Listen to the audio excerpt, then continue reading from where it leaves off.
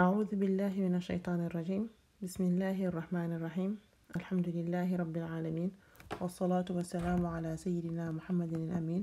وعلى آله وصحبه ومن تبعهم بإحسان إلى يوم الدين mbokki asalaamaaleykum wa rahmatullahi taala wa barakaatu kon ñu continuer rek tey ci suñu série prononciation lettre arabe yi tey nag ñu ñëw ci lettre yi nga xamante ne dañ leen di faral di lire ñoom ñëpp comme z nga xam ne mooy tolloog z ci français wala anglais z boobu noonu donc am na ci boo xamante ne moom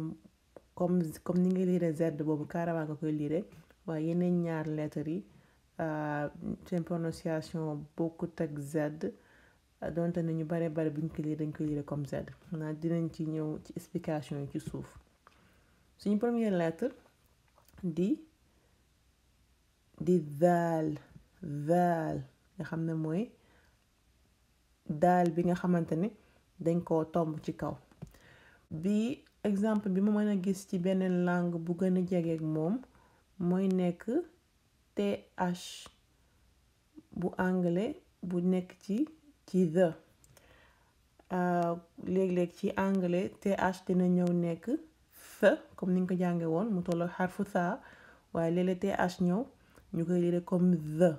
the nga xam ne mooy firi laale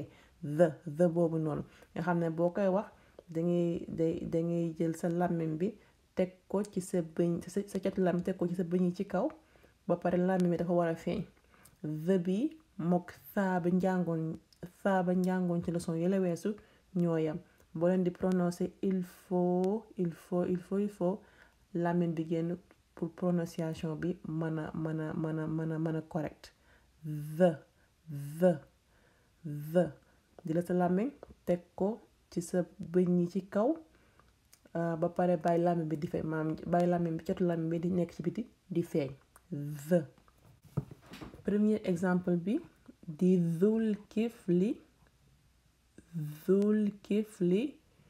xam ne mooy nekk ci première kii bi ni première position moo bi ni dhul kifli waxuñu zul kifli mais dhul kifli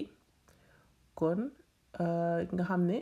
turu kenn la ci yonent yi nga xamante ne moom la suñu boroom yónni woon alayhimu salaam deuxième exemple bi par exemple bu fekkee ne zaal dafa nekk ci milieu mot bi yukadhibu nga xam ne day nekk troisième position mot bi nii yukadhibu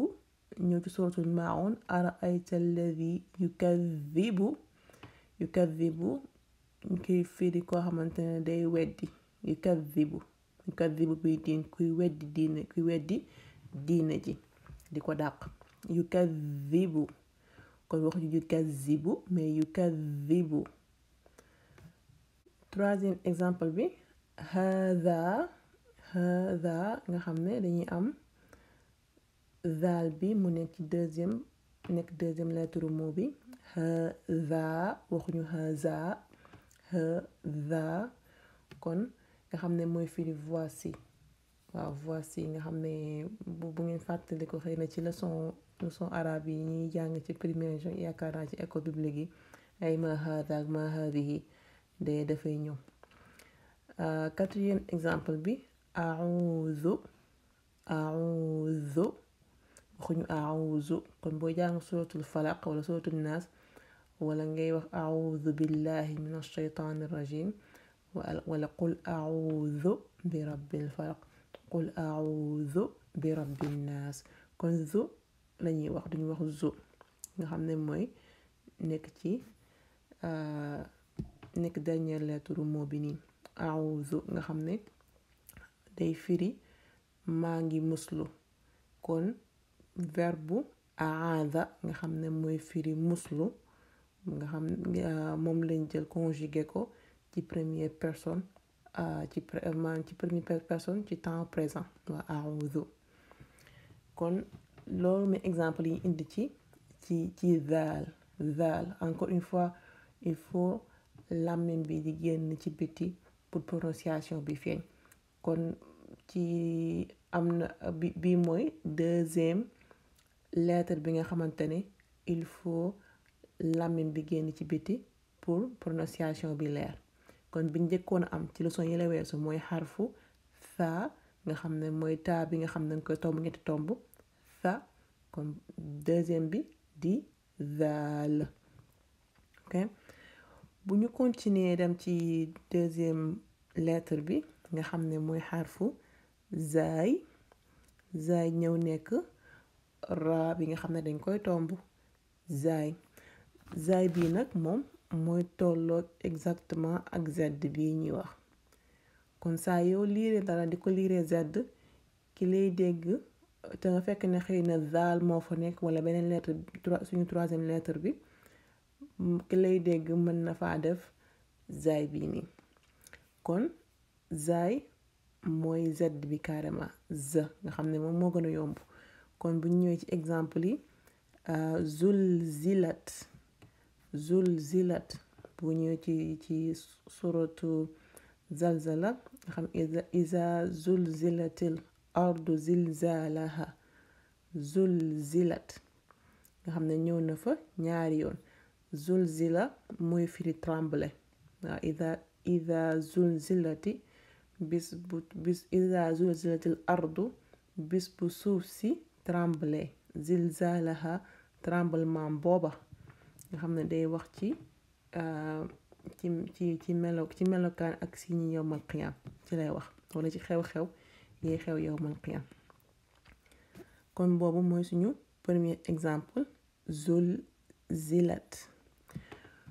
deuxième exemple bi anzalnaahu nga xam ne kon zaay bi ci zulzilat am ngeen exemple zaay ni muy nekkee ci commencement moo. anzalnaahu ngeen am fa zaay ni muy nekkee ci milieu moo za kon mu nekk troisième lettre moo bi nii anzalnaahu inna anzalnaahu fi laylatil qadri anzalnaahu. kon foofu zaay moo fa nekk ñu koy lire z te moo ci gën a yomb macha allah. anzalnaahu di firi wàccee nañ ko. anzala mooy wàccee na. anzalnaahu mooy ñun wàccee nañu ko. naa bi mooy ñun xubi di nekk ko bi maanaam wàccee nañu ko lan lañu wàccee maanaam la suñu borom di junj foofu noonu ne wàccee nañ ko muy alquran. inna anzalnaahu. kon boobu mooy deuxième exemple bi. suñu troisième exemple faaza di ñu jox exemple zaay bu nekkee ci fin wu moom faaza nga xam ne mooy firi gañe na. xobzon ci suñu quatrième exemple xobzon moom tamit di ñu wan ba tey rek zaay ni muy nekkee ci fin wu moom. faaza di gën a wane exemple zaay boo xamante ni dafa bu taqaloog lettre bi ko jiitu. xobzon dañu wan zaay boo xamante ne day taqaloog lettre bi ko jiitu. kon xobzon di firi mburu xobzon. kon zaay bi moom moo ci gën a yomb ci prononciation ndax am nañ ko ci miin nañ ko ci français miin nañ ko ci anglais miin nañ ko ci wolof du lettre bu bees ci langue yi nga xamante ne miin nañ ko. kon boobu mooy xarfu zaay. bu ñëwee ci dernière lettre bi di xarfu va moom xamuma équivalence am ci français ci anglais wala ci wolof. va moom dafa mel ni ab lettre la bu unique ci arab ci par rapport ak yeneen langue yi nga xamante ne xam nañu leen. va nag boo koy wax dafa bokk ci lettre yu diis yi mooy lettre yu nga xamante ne boo koy wax il faut day mel ne kuy def o comme so ak do ak to. lettre yu diis yooyu doon va ci la bokk nga xam ne mooy to boo xamante ne danga koo tomb. va boo koy wax dangay teg sa catu làmmiñ bi danga koy teg ci catu bëñ yi ba pare nag maanaam làmmiñ bi tamit dina feeñ waaye du feeñ autant que li muy feeñee bu dee dangay wax zaal wala ngay wax fa waaye moom tamit làmmiñ bi il faut mu feeñ kon bu va mooy matal suñu ñetti lettres yi nga xamante ne boo koy prononcé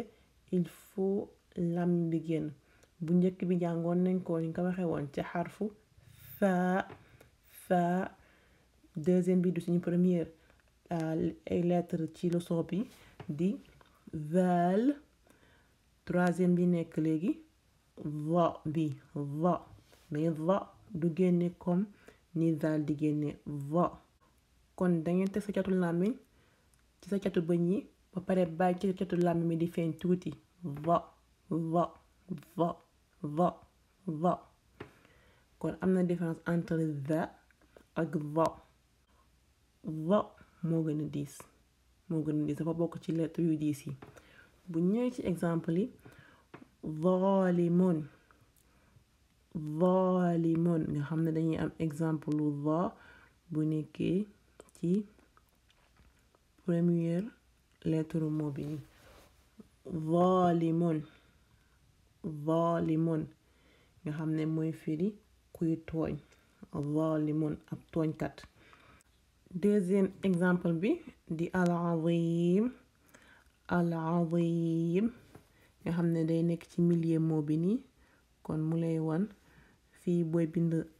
va bu nekk ci milieu mot bi ni nga koy bindee al-azim kon duñ wax al-azim nga xam ne léegi bu ñuy jàng alquran ba naan sadaqallahu al-azim duñ wax sadaqallahu al-azim mais sadaqallahu al-azim nga xam ne daa al-azim dafa bokk ci turu suñu borom yi di firi ku màgg ki troisième exemple bi zuhur ba tey di wane rek exemple ni ngi bindee va ci commencement wu moo zuhur duñ wax zuhur nga xam ne mooy firi tisbaar julli tisbaar ci arab dañu naan salaatu zuhur kon va moo nekk foofu noonu mais duñ wax zuhur mais zuhrun la ñuy wax quatrième exemple bi xaafidun nga xam ne day wane va boo xamante ne dafa nekk ci dernier mot bi ba pare di taqaloog moo bu ko jiitu xaafidun nga xam ne mooy firi ab wattukat maanaam xaafidul quran wattukatu alquran xaafidul leena ñu ne wattukatu loola mais xaafidun mooy ab wattukat kenn du wax xaafizu quran nga xam ne mel na ne sax ñun ci wolof yi lu bare bari dañ koy wax xaafizu quran la mais xaafidun la ñuy wax xaafidun foofu zaay nekku fa beneen exemple bi ma waroon a indi ci va mooy va boo xamante ne day nekk ci fin wu mot bi ba pare du taqaloog moo bu ko jiitu par exemple bu ñu waxee lawxul mahfuz al mahfuz nga xam ne dañ koy bind nii al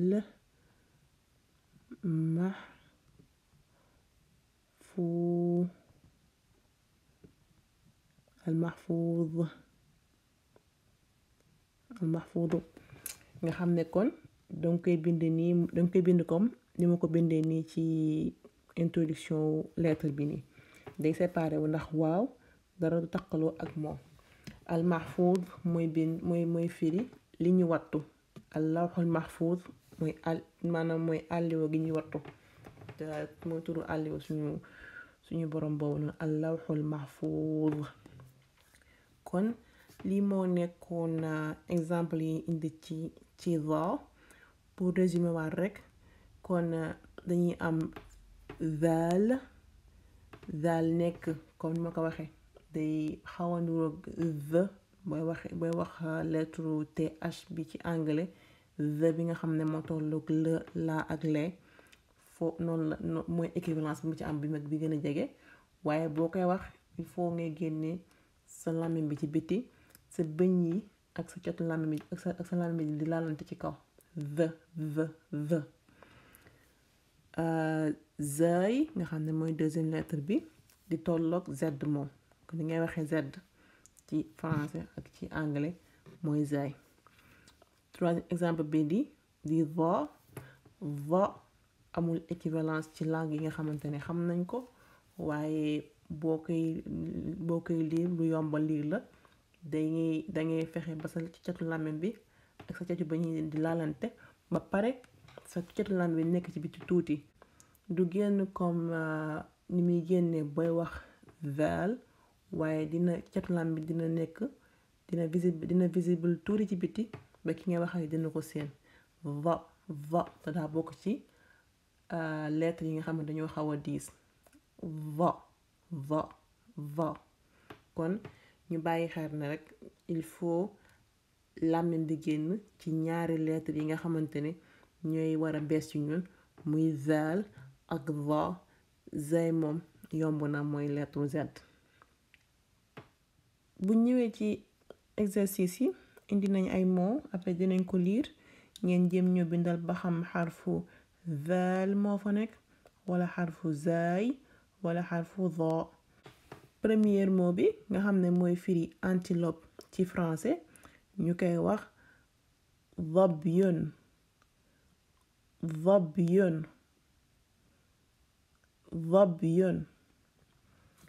deuxième mot bi di firi olive ñu koy wax ci arab zaytunun.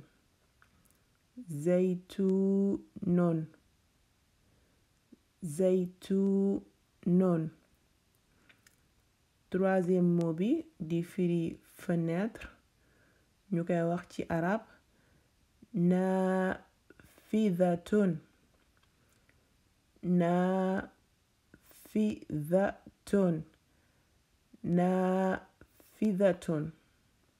quatrième mot bi di firi or ñu koy wax ci arab dhahabun.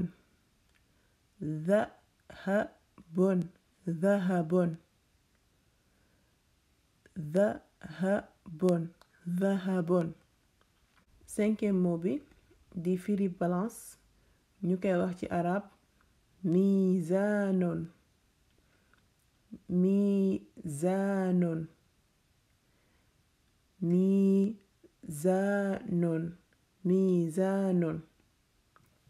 sixième mot bi un parapluie arab di ko wax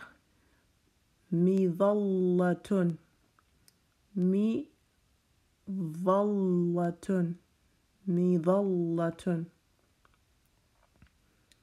septième mot bi une oreille arab di ko wax udhunun.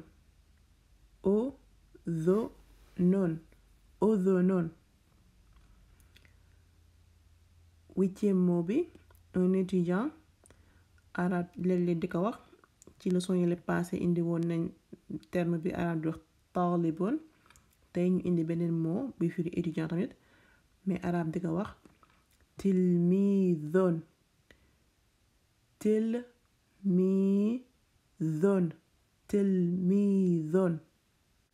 neuvième mot bi une ferme arab di ko wax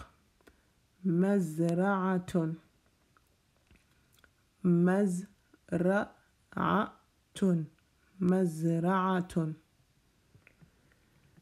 dixième mot bi des lunettes arab di ko wax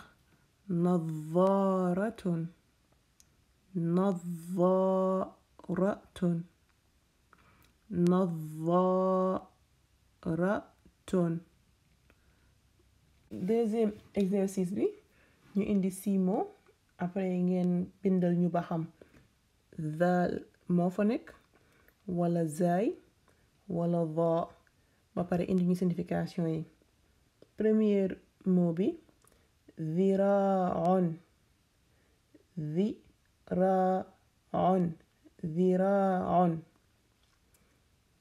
deuxième mot bi zahratun.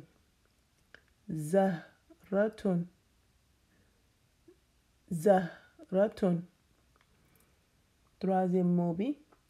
ustadhun.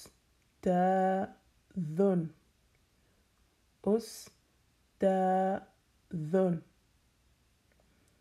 أستاذ. quatrième mot bi lahzatun lahzatun lahzatun.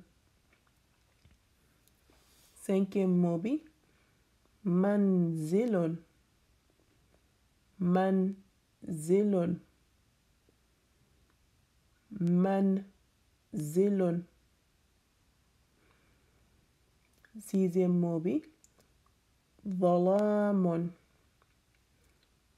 ظلام ظلام ظلام. kon loolu moo nekkoon deuxième